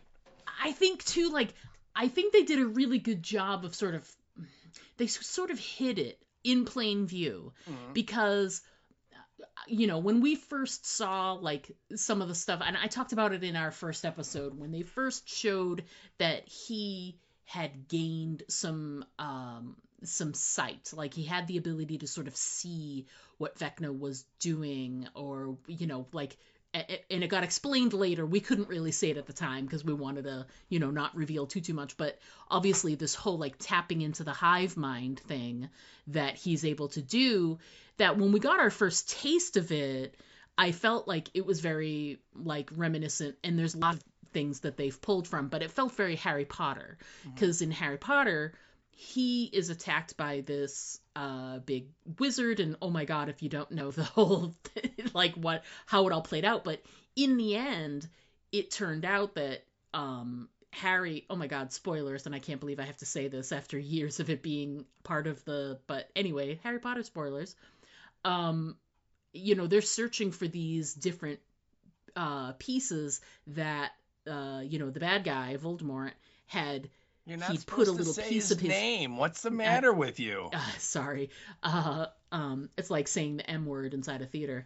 So he had hidden pieces of his soul. He'd cracked up his soul and hidden them in these like objects. And the idea was he would still be able to, if like you brought him down, and that's why they were able to resurrect him, because he was defeated, air quotes, but they were able to resurrect him because he still had parts of his soul still existed in the universe, so they just had to sort of rebuild him. That's why they were able to do that in the 4th movie there, when you see him resurrected from the pot. Is that when then he makes the one ring to rule them all? Yeah, that's absolutely when he does the one ring. Good. I want to make sure I get all my fantasy correct here. Yeah, get your fantasy correct, would you? But anyway, so he does all of that stuff, but one of the things is he didn't realize that when he attacked Harry way back in the beginning of the story, that he inadvertently created another Horcrux because his curse bounced off of Harry because of a protective charm or whatever, and it came back and hit Voldemort. But you just said his name again. What is the matter with you? I know. In that exchange, he also, a part of his soul went into Harry Potter. So Harry always was able to see, as he got older and could develop, and his magical mind matured, he would be able to see what Voldemort was thinking, what he was doing, like things like that. So, and it gave him an edge in the end, but it was hard because like Harry already had abilities. So it was the discovery of him, and they vanquished that Horcrux when he, through whatever. My point is, I'm like describing the plot of Harry Potter as a story. But Tune in next week when our discussion will be The Prisoner of Azkaban. Yes. So my point is that even though it had parallels with Harry Potter already had powers. So it was sort of like right there for you to see, was this whole like part of Vecna was, given to Will, and they reference it with the whole like the tube being put down his throat, and he took in parts of the mind flayer, and they thought that they expelled it all, but clearly he was still tapped into his mind. It's not a big jump to think that part of Vecna that was left behind in Will would also give him some of the same powers. He would be able to do some of the same things that Vecna was able to do. And it was there for us to see, but we just didn't see it. And it just made that reveal so much more satisfying. Especially since right before we get that reveal, we got the Callie reveal. Mm-hmm. So you're already thinking, oh my God, 11 is able to leap tall buildings in a single bound. Mm-hmm. So she's Superman. And now she has her sister there to help her, and her sister has this ability to be able to show you something that isn't really there, and you're like, oh great, now 11 is that much more strong. This is great. And then you see Will, and Will has some of the same powers as Vecna and is able to get into the mind of these Demogorgons and drop them to the ground because he has a power over them. And it really let you feel like with all of those things together, these guys might be a little bit unstoppable as they head into this sort of final phase of trying to vanquish Vecna, as it were. So it was interesting that it was this reveal that, like I said, was kind of there if you look for it, but it was like sort of hidden in plain sight, and then it's revealed to you, and I just thought it was amazing. And the way they handled it, and like you said, cracking the appendages the same way that Henry did it to the kids in the last episode. The last season. Yeah. Sorry. It like mirroring that exact same thing was just it was just so visually stunning. It was amazing. I really loved it. And to finish the whole thing with him sort of looking really powerful and getting up off the ground, his eyes roll right back to his regular eyes. Mm-hmm. And when he wipes the blood from his nose. Yeah, amazing. That's what I was gonna say, is that the bloody nose, the 11 bloody nose thing was just the like the way to the signature for the end of the episode, because as he and Mike had this little discussion earlier where Mike kind of hints at what might be possible, because and like you're right, they've been kind of showing us stuff, because when he is connected to the hive mind, and like when Steve and Dustin and Jonathan run over the Demogorgon in his car, Will is like in pain and reacts to it. So he's like feeling what the Demogorgon is feeling. as experiencing stuff, and so we're already seeing that he's connected to them in that way as well. And then Mike kind of suggests, you might be able to be the puppet master, you might be able to pull some of the strings yourself, and he kind of explains the title of the episode in that he says, you now have magical powers, and Will's like, and look at, and when we play, that's in D&D, and I'm just a wizard, and he's like, no, a wizard is someone who all of their power comes from the spells they cast.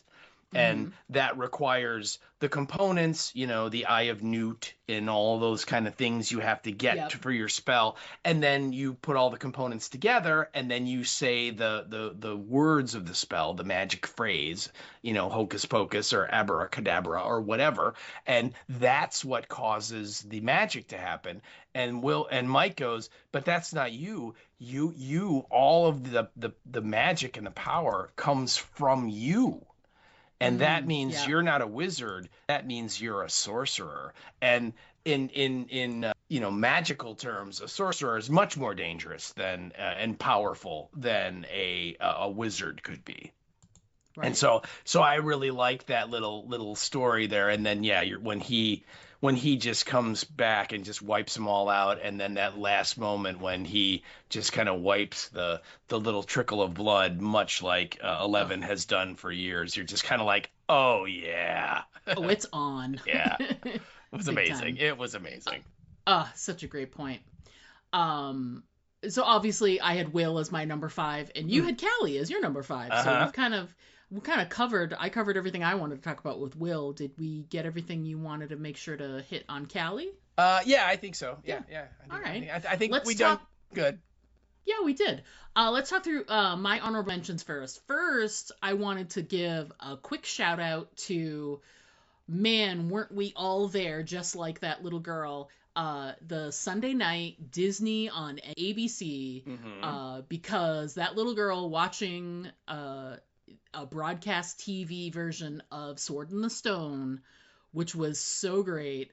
That to me was there's a lot of things that they do in this series that really help you relive that part of your youth. But for me, at that age, during that time period, no, don't get me wrong, there were VCRs, and don't get me wrong, we were watching movies at home a lot. But the thing is that people have to understand, like, it wasn't like when you turn on streaming, all of a sudden all these things are available, like snip snap, it's right there.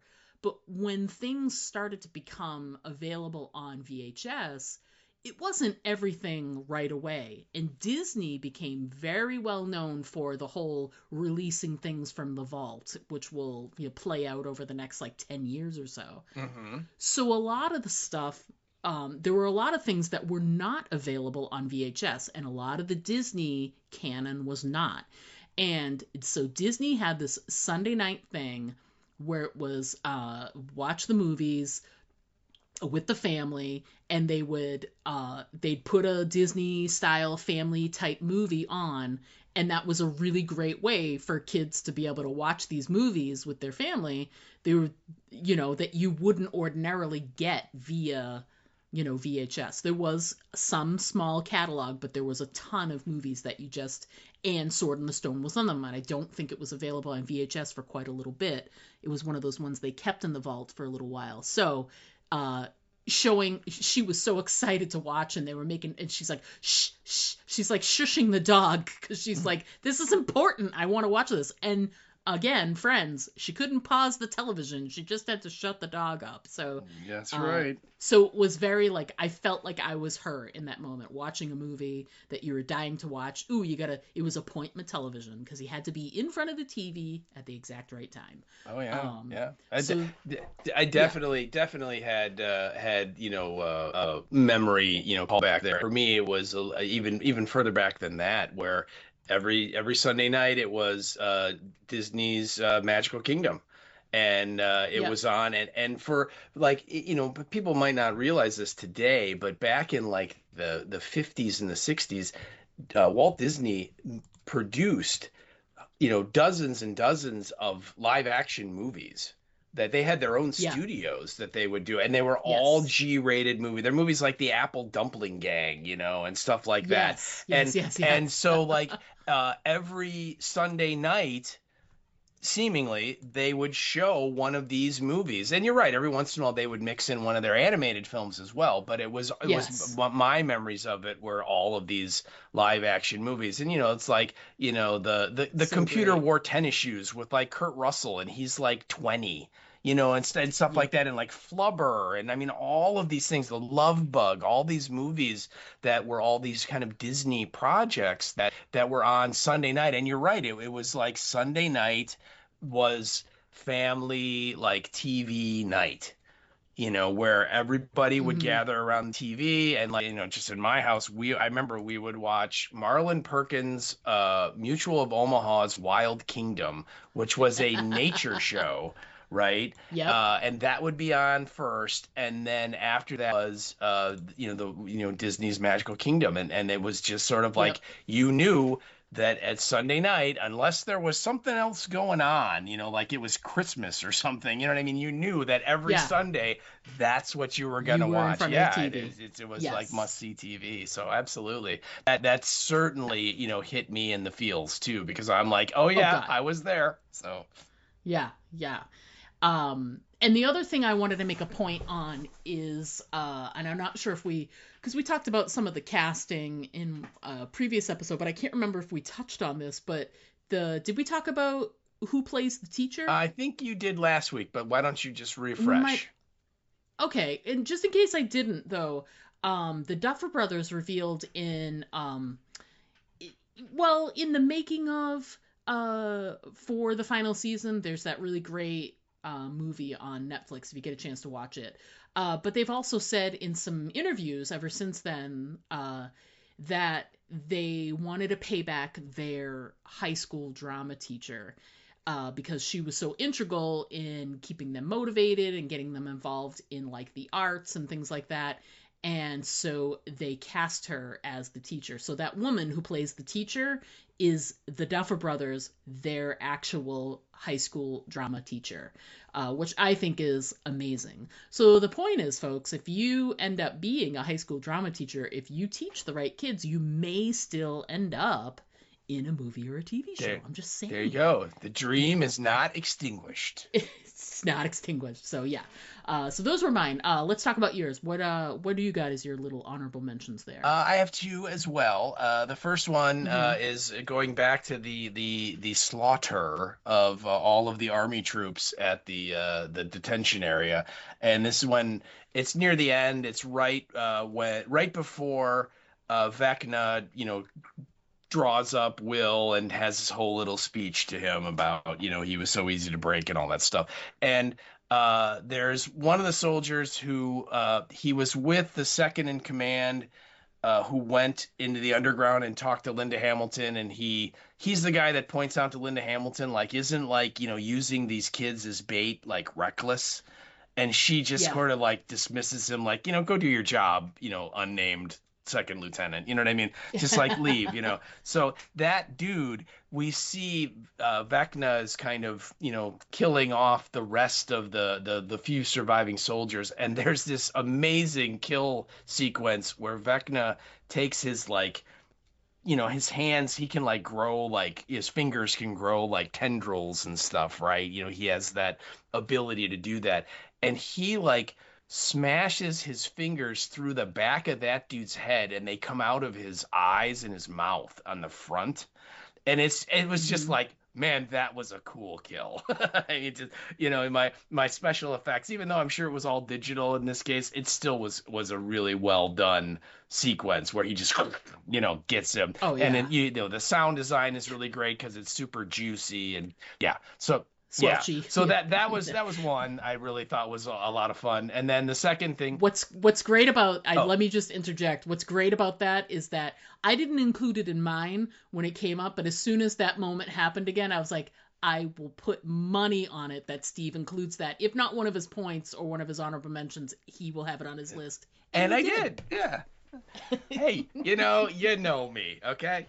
Yeah, I know. And so then All the right. second one is when Will is sort of Vecna's holding him up and is telling him how weak he is and how easy he was to break and how, now he's going to suffer and all that stuff.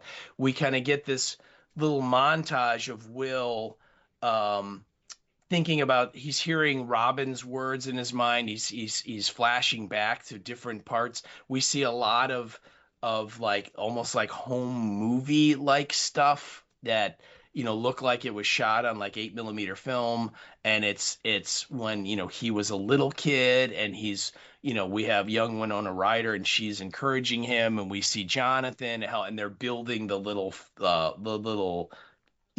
house, little hut that they built, the little headquarters where the gang would go get together, and we see him meet Mike at school, and Mike's like, hey, you want to be friends? And he's like, and all that kind of adorable, when they're like 6, that kind of thing. And we see them, and they're starting to like get their nerd on. And one of the things they do is they have this board game called Dungeon.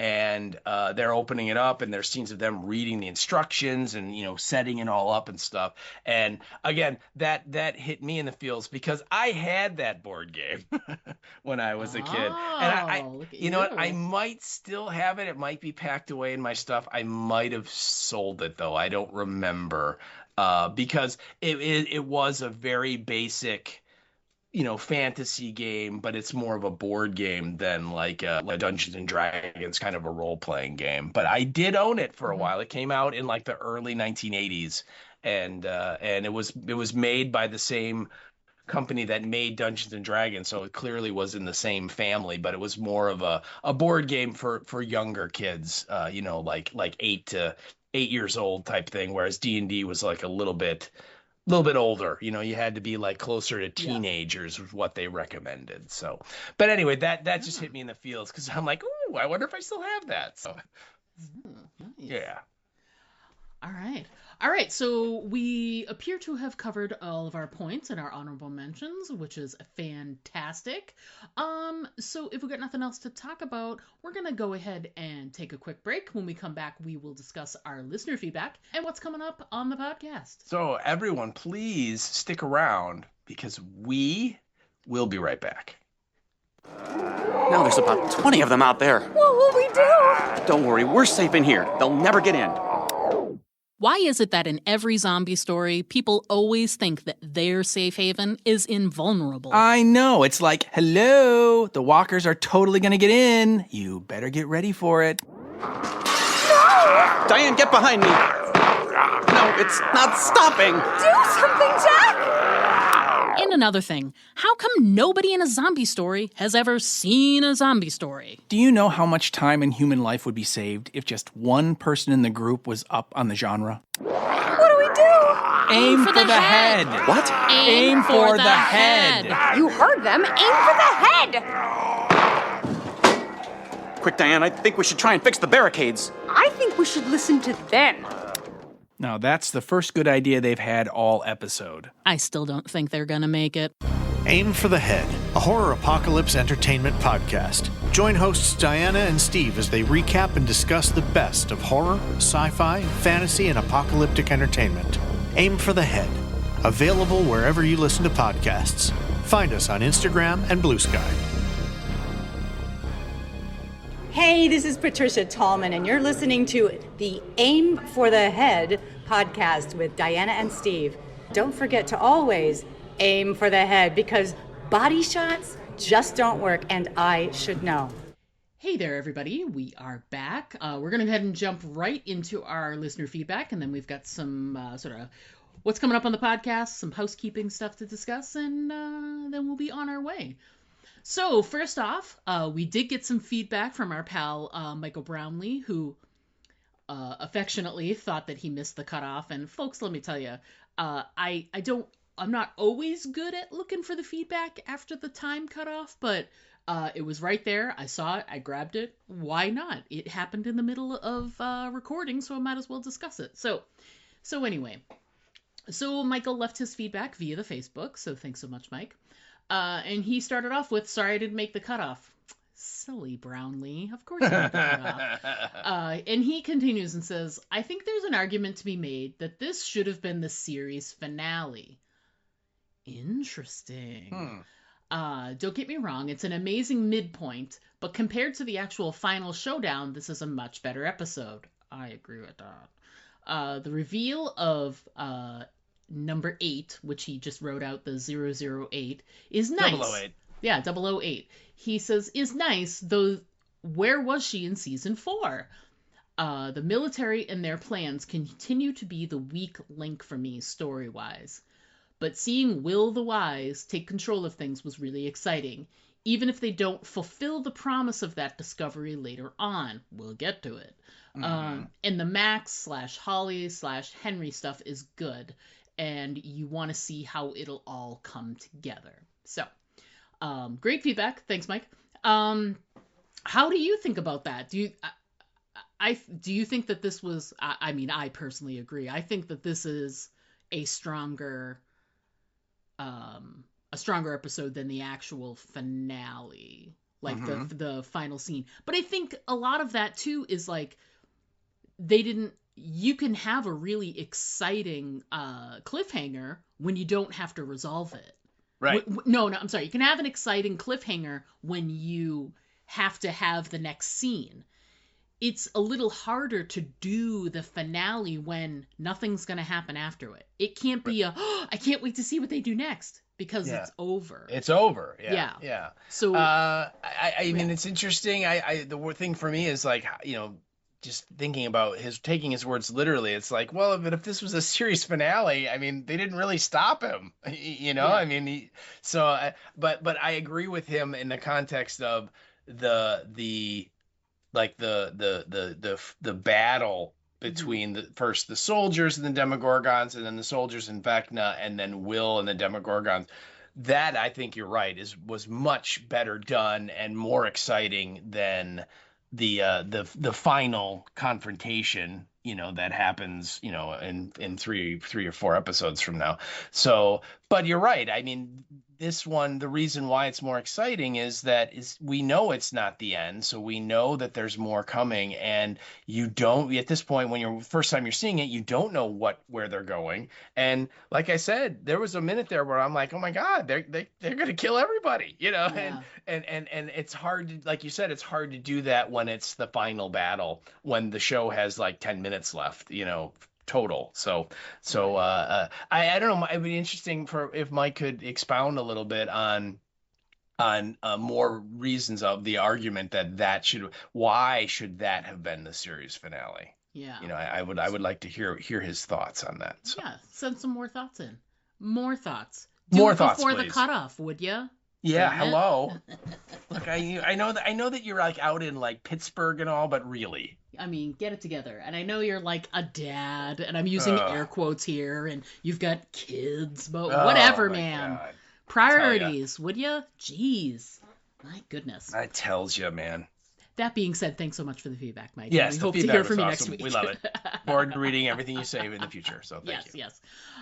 So speaking of in the future, so next week we will be discussing episode 5 of the finale season. Episode 5 is titled Chapter 5, Shock Jock. And just a quick reminder, Shock Jock encompasses this description, which is the gang hatches an electrifying plan to reconnect Will to the hive mind. Tensions flare during a search of the upside-down Hawkins lab. Oh, yes. So that's going to be on tap for next week. We'll have some social media posts up for you guys to let us know what you thought of episode 5. So look for those towards the end of this week, leading into our usual record day of Monday. So hope to hear from you folks for next week's episode. So this coming weekend is also a really busy weekend for us, because we're going to have to rewatch that episode, and we have a convention to go to, folks. We do. This is C2E2 weekend coming up here in Chicago. It's a huge convention. We've talked about it many times in the past when we've gone, and there's lots of really great guests this year. Couple of really interesting last-minute-y ones. Susan Sarandon and Gina Davis together. and they're gonna have I think the panel for them is on Friday, if memory serves, and Martin Sheen is gonna be there, and also Dule Hill, so they're gonna do a panel together, which is great. They're clearly, Dule Hill was on West Wing with Martin Sheen. Elizabeth Olsen is there, and just a whole slew of people. There's some folks from the Daredevil cast, and a smattering of other great shows out there. So check out the list at C2E2 if you're interested. I haven't seen any posts yet about them being low on tickets just yet. So I would assume pretty much everything is probably still up for grabs, single day tickets as well as, the full weekend pass. So much fun. Even if there isn't a celebrity guest there that you're interested in, just attending the con to walk the floor, the artists, there's so many great artists to see. I've bought so much really great artwork there over the years. The vendors, from like the most kitschy, interesting pop culture things all the way down to it is a true Comic-Con. There are tons and tons of comic book shops and collectors that are out there with their boxes that, if there's an issue you're looking for, this is the place to be. It's just fantastic. Lots of really great programming, you name it, and there's some kind of event for it or meetup or trivia challenge or you name it. It's really a great convention that sort of taps into all different types of fandom. The cosplay all weekend is always a lot of fun. So it's one of my favorite weekends all year round, and I'm very excited because it's coming up this weekend, and I really hope that this cold goes away by then. It would be nice. Yeah, it would be nice. I don't want to give anything to my fellow con attendees or my friends. So there. Well, there is a thing called con crud that many people come usually after the show. Diana is just ahead of the curve that she's getting it before the show. I'm getting pre-con crud. There you go, pre-con crud. Yes, very exciting. So I'm very excited to be pre-sick for C2E2. That's awesome. No. Pre-sick is to get sick before you get sick. I like it. Yeah. And it just on the Gina Davis, Susan Sarandon thing, I'm not sure about Susan Sarandon, but I know Gina Davis is only going to be there on Friday. So so if you want to go see her like I am, you got to be there Friday. And, basically my Friday is going to consist of going to the show, getting into the show, going to where she signs autographs, and then sitting there for as long as it takes to meet her. So that's my plan, and I'll bring a Sammy to eat, so I'll have something to eat. But yeah, that's pretty much it. The rest of you guys, I'm sure, will walk around and do really fun, exciting things. I will be sitting there. So I'll check in with him occasionally and see that things are moving along. That's right. And I'll be like, move 10 feet. Yes. Yep. One thing's for sure, I will always say this about C2E2, which I think other cons can learn from this. And it depends, too, because some cons, they just don't have traffic. C2E2 is just such a huge convention. They occupy such a large space at McCormick, which is such a huge convention center. And the main show floor is so huge to begin with. And they have such an incredible amount of space for the queuing and the lining up for the autographing that I just always feel like even when there's long lines at C2E2, it never impedes on your ability to walk around and see things. It's kept very separate from the other parts of the show floor. And it's very well staffed, so that they're always able to sort of cut a line with like, nope, you can't do any more. Or there's a second part of the line and they are over there in this other organized area. So they're always really, really on top of the whole lining up procedure. It's really well done. So I know you're going to be in a line for most of the day on Friday. So I'm just reiterating that at least it's organized and it's always, the temperature is always much better inside C2E2 than it ever is at Fan Expo. So, Yeah, you know what? You're not helping, but I appreciate it. I'm trying to help. I'm trying. I'll swing by and maybe you eat know a what? sandwich along with you. I don't really want you near me if you're gonna be all sick and icky. It's like, no, you go over there. Okay, I'll walk around Artist Alley with my sickie, and you just leave your sandwich with me, and then you go off to Artist Alley, and then we'll have an arrangement. So. Okay. Anyway, so we're looking forward to this weekend. It'll be a good time for sure.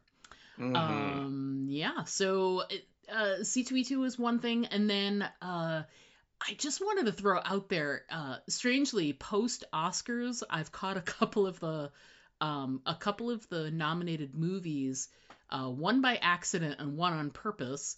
I came downstairs and my wife was about 15 minutes or so, 20 minutes into the nominated movie If I Had Legs, I'd Kick You. It's on HBO currently. Yes, it is. It's the movie that Rose Byrne was nominated for Best Actress. She should have won.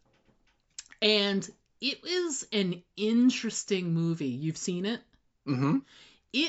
It was really out there. It's one thing's for sure. If it comes down to anchoring a movie, it was literally like a one-woman movie with like a couple of moments with these outside characters and then these other people that were just sort of voices in her like sort of periphery. Yes. There's like main characters that you don't even see their faces until like some of the final moments of the movie. Yeah. It's very trippy. It's all about her reaction to like what's going on in her life. Right. It's very trippy. There's a lot of like, you're not sure if it's really happening. Is she hallucinating? Is she not? Is she dreaming? And there's some really great, there was some really great acting. She's amazing in it. She really is. It's one of those things where I feel like it's not a movie for everybody, just because of it's very sort of out there in terms of the approach, because you are literally almost inside her head. And some of it feels real and some of it feels like not real. And my wife thought it was like a little bit crazy. It was a little outside her comfort zone for a movie, but she still admits that like Rose Byrne was incredible because she anchors that whole thing. So much better than Hamnet, girl. Oh, I've seen both, and I disagree. But that's the best part about acting is what worked for you and what didn't work for someone else is totally subjective. 99% of the time I agree, but not here. I'm sorry. If you want to watch someone scream and cry and have puffy eyes and stuff, then watch Hamnet. If you want to watch like a really cool performance, you watch Rose Byrne, and If I Had Legs, I'd Kick You. And that's the gosh earnest truth.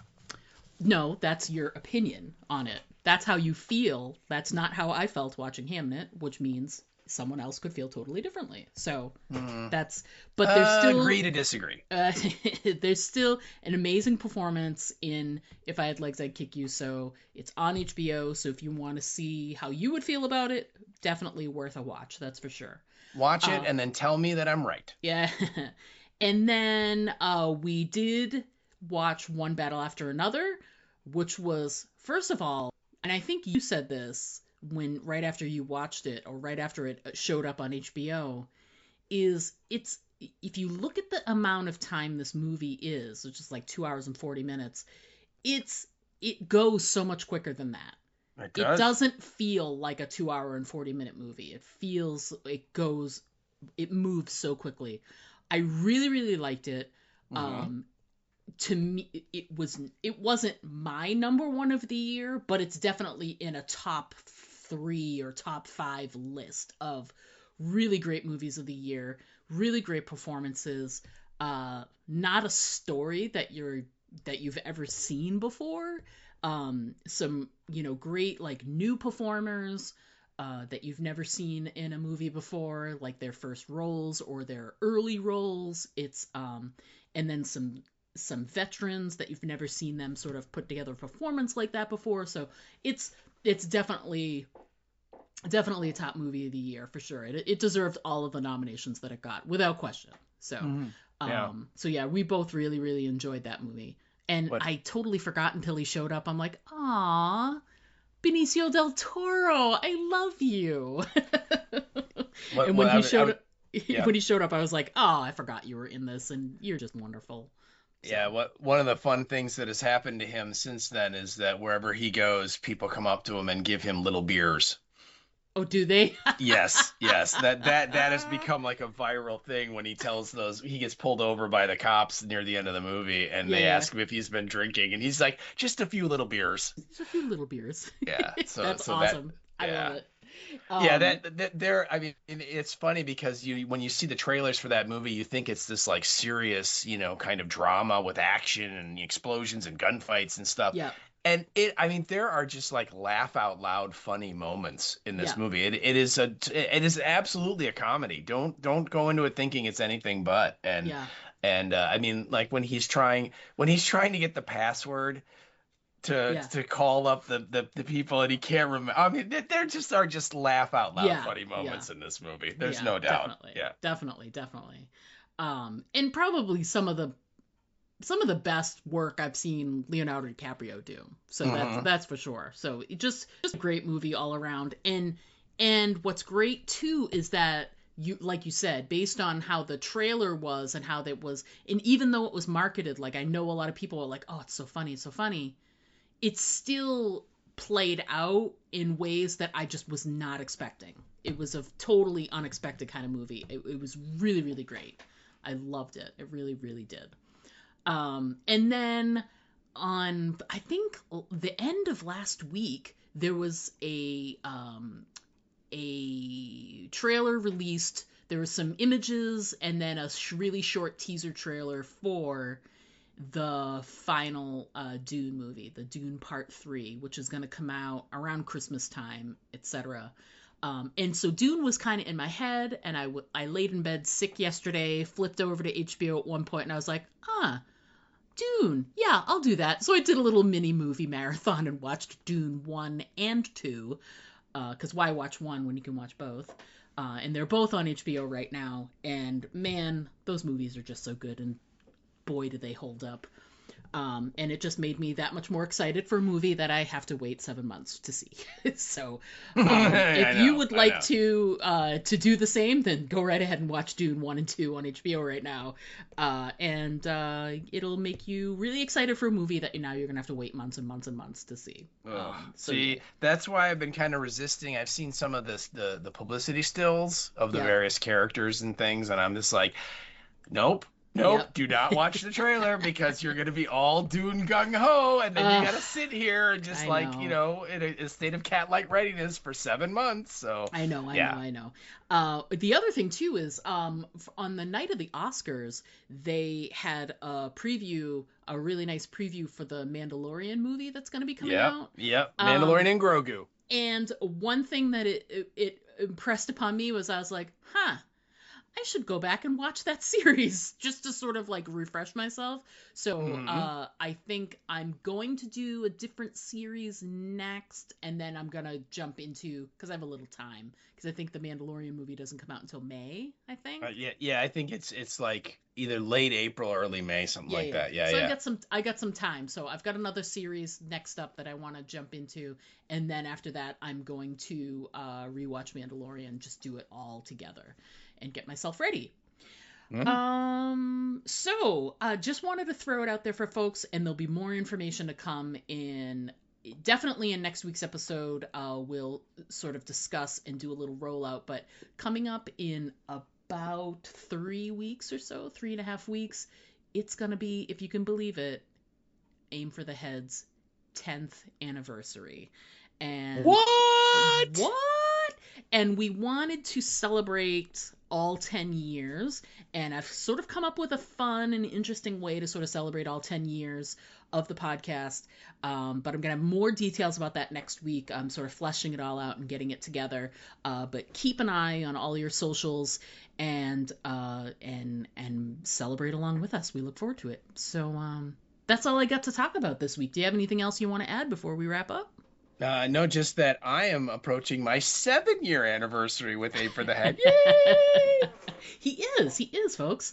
And I'm sure we'll hit some kind of milestone and chat about that when that time comes. It's coming up. Sometime in the late summer. I think it's like July, August. Yeah. I think that's what it was. Yeah. Crazy. I know. It's like the quickest 7 years ever. I know. I mean, it's so weird. I mean, when you started this podcast, you were 24 years old, and I was 25. I mean, who knew? That you're terrible at math? I knew you were terrible at math. That's terrible. For sure. Terrible. Absolutely terrible. Well, that's going to wrap it up for us this week, folks. We look forward to chatting with you again next week when we discuss episode 5 of Stranger Things final season. But until then, as always, I'm Diana. And I'm Steve. Don't forget to always aim for the head. Because the body shots just don't work. To send us an email, write us at aimfortheheadpodcast@gmail.com. And our Twitter handle is @AFTH Podcast. Pictures and video are always welcome at our Instagram account, Aim for the Head Podcast, all one word. But the best way to keep in touch with us is to just like our Facebook page to get all of our updates in your feed.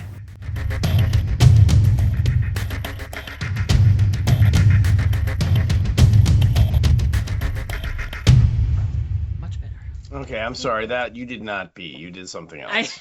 I totally did. Look, there wasn't enough time for you to get your pants down. What are you talking about? Oh my God.